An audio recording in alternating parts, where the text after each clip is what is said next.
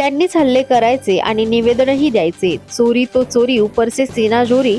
संदीप कोयटे यांचा विरोधकांवर हल्ला। समता पतसंस्थाची होत असलेली बदनामी व समता पतसंस्थेच्या कर्मचाऱ्यांवर सोमवारी सकाळी बेट नाका येथे झालेल्या भ्याड हल्ल्याचा निषेध राष्ट्रवादी काँग्रेस पार्टी व समता पतसंस्थेच्या कर्मचाऱ्यांच्या वतीने पोलीस स्टेशनला निवेदन देऊन करण्यात आला आहे।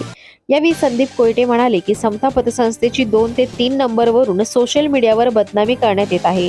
याबाबत आम्ही पोलीस स्टेशनला तक्रार देखील दिली असून पोलीस मात्र 3 दिवस उलटूनही या घटनेचा तपास लावत नसून त्यामुळे अपप्रवृत्तींचे धैर्य वाढले असून आजचा कर्मचाऱ्यांवरील हल्ल्याचा प्रकार देखील त्यामुळेच होत असल्याचा आरोप संदीप कोयटे यांनी केला आहे। तसेच पोलिसांवर विरोधकांचा दबाव असल्याचा संशय देखील त्यांनी यावेळी व्यक्त केला आहे। दरम्यान पोलिसांनी या सर्व घटनेचा लवकरात लवकर तपास लावावा, अन्यथा आम्ही उद्यापासून पोलीस स्टेशनमध्येच ठिय्या आंदोलन करणार असल्याचे यावेळी त्यांनी सांगितले आहे। यावेळी समता पतसंस्थेच्या कर्मचाऱ्यांसह राष्ट्रवादी काँग्रेस पार्टीचे सर्व कार्यकर्ते, पदाधिकारी मोठ्या संख्येने उपस्थित होते।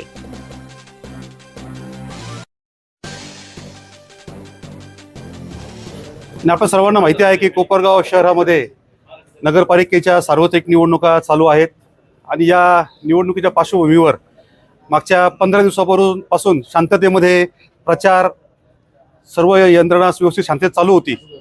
परंतु काल 2 दिवसापासून विरोधकांना आपला पराभव दिसायला लागला, त्यामुळे त्यांनी वेगवेगळ्या नको त्या गोष्टी करायला सुरुवात केलेली आहे। त्याचाच पहिला भाग म्हणजे त्यांनी समता पतसंस्थेवर काही थकबाकीदारांना एकत्र आणून चुकीच्या खोट्या कंप्लेंट त्यांनी पोलीस स्टेशनला किंवा सहकारी खात्यात दाखल केल्या। ह्या दाखलपर्यंत करेपर्यंत काही अडचण नव्हती, परंतु त्याच्यानंतर सोशल मीडियावर विरोधकांनी काही ठराविक मोबाईल नंबरवरून समताच्या बाबतीमध्ये अपप्रचार करायचं काम चालू केलं, समताच्या ठेवीदारांना घाबरायचं काम चालू केलं, समताच्या ठेवीदारांना सगळ्यांना चुकीचे फोन लावून फोनवर समताचा अपप्रचार करायला सुरुवात केली। आणि याची तक्रार आम्ही पोलीस स्टेशनला दिली की काही ठराविक 1, 2 ते 3 नंबर आहेत, या 3 नंबरवरून समताच्या बाबतीमध्ये चुकीचे अपप्रचार समताच्या बाबतीतला हा पसरवला जातोय। ही अत्यंत खेदाची गोष्ट आहे। समताची चौकशी होणार असेल तर ती होईल, त्याला न्यायालय सक्षम आहे, त्याला कोर्ट कचेऱ्या सक्षम आहेत, सहकार खातं आहे, ते चौकशा करेल। परंतु त्याच्यापूर्वीच समताच्या नावाने नको त्या भाषेमध्ये अपप्रचार करायचं काम विरोधकांनी चालू केलेलं आहे आणि त्याच्या बाबतीमध्ये आम्ही तक्रार पोलीस स्टेशनला 3 दिवसापूर्वी इथं अर्ज दाखल केलेला होता। परंतु मला सांगायला खेद वाटतो की पोलिसांकडून आजपर्यंत कुठल्याही प्रकारची कारवाई त्या नंबरवर करण्यात आलेली नाही। त्यांचं म्हणणं आहे की अजून आम्हाला रिपोर्ट आलेले नाहीत, नंबर लागत नाही आहेत। पण आपल्या सगळ्यांना माहिती आहे की हा सगळा मोबाईलचा जमाना आहे, इलेक्ट्रॉनिक जमाना आहे। कुठला मोबाईल नंबर कुठं कशा परिस्थितीत अस्तित्वात आहे हे आपल्याला पुढच्या 10 मिनिटांमध्ये काढता येतं, हे आपल्या सगळ्यांना माहिती आहे। परंतु खरं तर आम्हाला सांगायला खेद वाटतं की अजूनपर्यंत पोलिसांनी त्या नंबरचा तपास लावलेला नाही आणि त्या नंबरवरून अजूनही अपप्रचार संस्थेचा चालू आहे। म्हणजे याच्यात थोडंसं खेदाने म्हणावं असं वाटतं की आम्हाला असं वाटतंय की आमच्यापेक्षा लोकांना असं वाटतंय की पोलीस जे आहेत ते विरोधकांच्या बाजूने आहेत की काय। पोलीस जे आहेत हे राष्ट्रवादी काँग्रेस पक्षाला सपोर्ट करत नाहीये, कुठल्याही दहशतीला त्यांना दहशत जी चालू आहे राष्ट्रवादी काँग्रेस पार्टीवर, त्यांना कुठेही दहशत थांबवायचा प्रयत्न पोलिसांकडून चालू नाहीये, असं कुठेतरी एक वातावरण कोपरामध्ये तयार झालेलं आहे। संदीपजी, ज्या पद्धतीने तुम्ही सांगताय, आता तुम्ही पोलीस अधिकाऱ्यांची भेट घेतलेली आहे, ज्या नंबरवरून तुमच्याबद्दल जे चुकीचे मेसेज व्हायरल होत आहे, त्यांना तुम्ही जाब विचारला नाही का ते ट्रेस होत नाहीये? मी खरं 3 दिवस झाले पोलिसांना हा प्रश्न विचारतोय की तुम्ही अजूनपर्यंत ट्रेस का। त्यांचं सरळ म्हणणं की ते मोबाईल नंबर बंद आहेत। म्हणजे चुकीचं मला वाटतंय की समजा एखाद्या दुसरं कोणी केलं असेल तर 5 मिनिटांमध्ये नंबर सापडतो, परंतु अजूनही त्यांना नंबर सापडलेला नाहीये। आत्ताही साहेबांचं म्हणणं आहे, सकाळी आम्ही या ठिकाणी आलो होतो तेव्हा सकाळी आम्हाला साहेबांनी सांगितलं की तुमची तक्रार जी आली त्याच्यावर आम्ही FIR दाखल करून घेतो, परंतु अजूनपर्यंत कुठलाही FIR दाखल करून घेतलेला नाहीये। त्यामुळे आमच्या सर्व कार्यकर्त्यांच्या मनामध्ये कुठेतरी भीतीचं वातावरण तयार झालेलं आहे आणि याच पार्श्वभूमीवर आज सकाळी जर 3 दिवसापूर्वी त्यांनी कारवाई केली असती तर गावातलं वातावरण शांत राहिलं असतं, कोणाची ताकद वाढली नसती। परंतु आज सकाळी समता पतसंस्थेच्या एका कर्मचाऱ्यावर प्राणघातक भ्याड हल्ला करण्यात आला। ही ताकद त्यांनी त्यावेळेस थांबवली नाही, ही त्यांनी कुठली कारवाई केली 3 दिवसापासून, म्हणून आज हे रूपांतर झालेलं आहे। आणि अजूनही पोलिसांनी जर काही कारवाई केल्या नाही तर आम्हाला सगळ्यांना कार्यकर्त्यांना प्रचार करणं अवघड होईल, या कोपरात राहणं अवघड होईल, एवढी दहशत तयार झालेली आहे। तुम्ही जे सांगताय की पोलीस आम्हाला सपोर्ट करत नाहीये, तसं जर पाहिलं तर तुम्ही देखील सत्ताधारी पक्षामध्ये आहोत, मग वरिष्ठांना काही कळवणार या संदर्भात? वरिष्ठांनाही आम्ही सांगितलेलं आहे, त्याचेच निवेदन दादांनी सुद्धा वरती पाठवलेले आहेत. दादांनी सुद्धा यांना सगळ्यांना सांगितलेलं आहे की लवकर चौकशी करा. परंतु खरंच खेद वाटतो की आता खरं हे सगळं पोलीस स्टेशनच्या बाहेर बोलणं चुकीचं होईल. कुठल्या शक्तीला पोलीस घाबरतायत हे मला माहीत नाही. खरं आम्ही सगळी जनता आहोत, आम्ही पोलिसांना घाबरलं पाहिजे. परंतु आता कुठे एक वातावरण तयार झालंय की पोलीस कोणाला घाबरतात का काय, किंवा पोलीस सुद्धा दडपणाखाली काम करतायत का काय, असं वातावरण कुठेतरी आता या ठिकाणी तयार झालेलं आहे.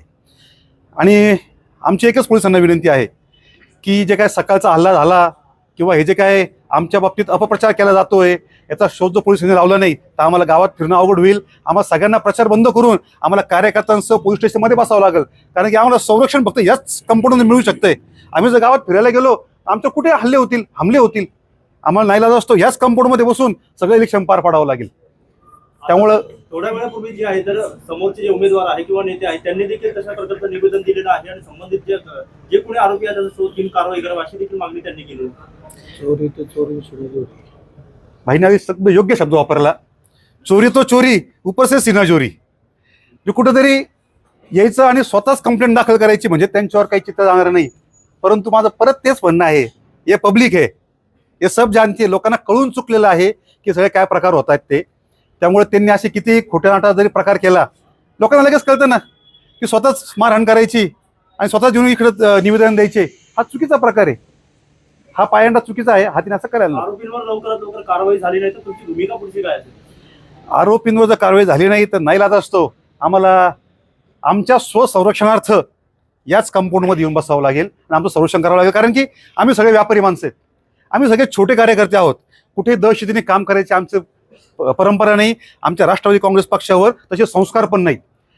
त्यामुळे आम्हाला नाईलाज असतो याच कंपाऊंडमध्ये बसून स्वतःचं रक्षण करावं लागेल. त्यामुळे आमची पोलिसांना विनंती आहे की गावातलं वातावरण सुरक्षित ठेवण्याच्या दृष्टीने तुम्ही सर्वांनी जे आरोपी आहेत त्या आरोपींना लवकरात लवकर अटक करावी. कोपरगाव नगरपालिकेच्या नगराध्यक्षपदाकरता आणि 30 नगरसेवकांच्या निवडीसाठी मतदान होणार आहे. ही लोकशाही प्रक्रिया आहे.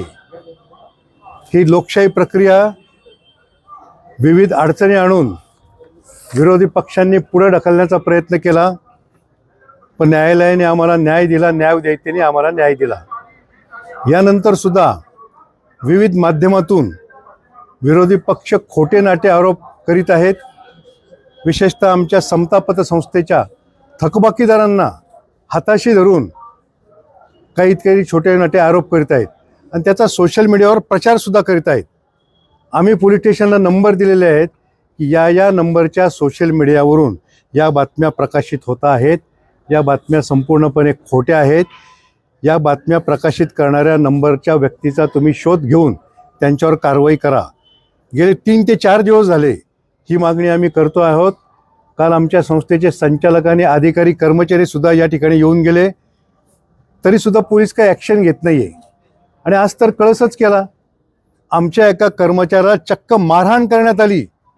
तो कर्मचारी कुठं प्रचारात नव्हता, सोशल मीडियाचं माझं अकाउंट तो ऑपरेट करतो म्हणून त्या कर्मचाऱ्याला चक्कर मारहाण करण्यात आली.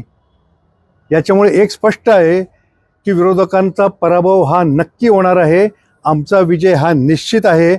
आम्हाला त्यांना त्याच भाषेत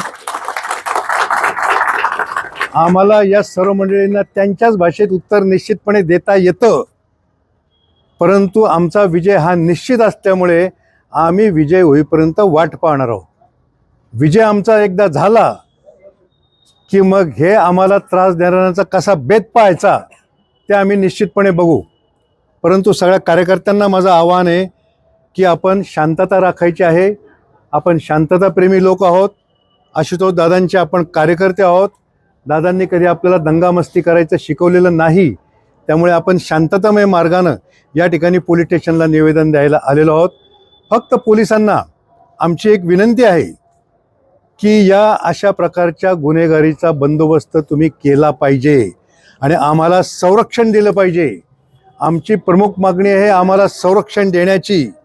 ते संरक्षण जर तुम्हाला देता येत नसेल तर आम्ही या ठिकाणी सत्याग्रहसुद्धा करू शकतो, परंतु आम्हाला संरक्षण पाहिजे. आमचे जे काही 30 उमेदवार आहे यांना संरक्षण पाहिजे. आज माझ्या कर्मचाऱ्यावर हल्ला झाला, आमच्या उमेदवारावर सुद्धा हल्ला होऊ शकतो आणि याच्यामध्ये आमचे उमेदवार हल्ला झाला तर गप्प बसणार नाही आणि आम्ही सुद्धा त्यांच्या पाठीमागं खंबीरपणे उभं राहू.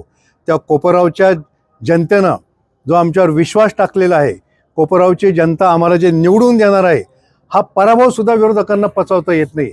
जेवढे ते आरोप करतायत, जेवढे षडयंत्र रचतायत, तेवढं जास्तीत जास्त मताधिक्य आमचं वाढणार आहे याची आम्हाला खात्री झालेली आहे. जनतेने सुद्धा तशा प्रकारचं ठरवलेलं आहे. परंतु पोलीस स्टेशननी आम्हाला संरक्षण द्यावं आणि संरक्षण जर त्यांना देता येत नसेल तर आम्हाला तसं सांगावं. आम्ही आत्तापर्यंत जे या ठिकाणी अर्ज दिलेले आहेत त्या एकाही अर्जाची पोलीस स्टेशननी साधी चौकशीसुद्धा केली नाही. सोशल मीडियाचं जे अकाउंट आहे त्याला ते फोन करून त्या व्यक्तीला ताबडतोब इथं किमान चौकशी करता तरी बोलू शकतात. ते चौकशीला बोलवलं नाही तर कारवाई करायचं लांबच राहिलं. आज आमच्या कर्मचाऱ्याला मारहाण झाली, याचं FIR सुद्धा अद्याप नोंदवलेली नाही. आत्ता नोंदवली, आम्ही या ठिकाणी आल्यानंतर FIR नोंदवली. अशा जर FIR नोंदवणार नसतील तर आम्हाला सुद्धा त्याच पद्धतीने उत्तर देता येतं. परंतु आम्ही सगळे शांतताप्रेमी आहोत. आम्ही शांततामय मार्गानं या ठिकाणी येऊन आंदोलन करू. या तक्रारीची दखल जर पुढच्या उद्यापर्यंत घेतली नाही, उद्या आपण या ठिकाणी येऊन ठिय्या आंदोलन करू की जोपर्यंत आमच्या तक्रारीची दखल घेतली जात नाही तोपर्यंत आम्ही पोलीस स्टेशन सोडणार नाही. काका, आपण जर बघितलं तर गेल्या अनेक वर्षांपासून आपण समाजकारण राजकारणामध्ये आहात, परंतु अनेक निवडणुका पाहिल्या, परंतु यंदाची निवडणूक काही वेगळी होती आणि एक सुसंस्कृत जे राजकारण सुरू होतं कुठेतरी त्याला गालबोट लावण्याचा प्रयत्न होतोय.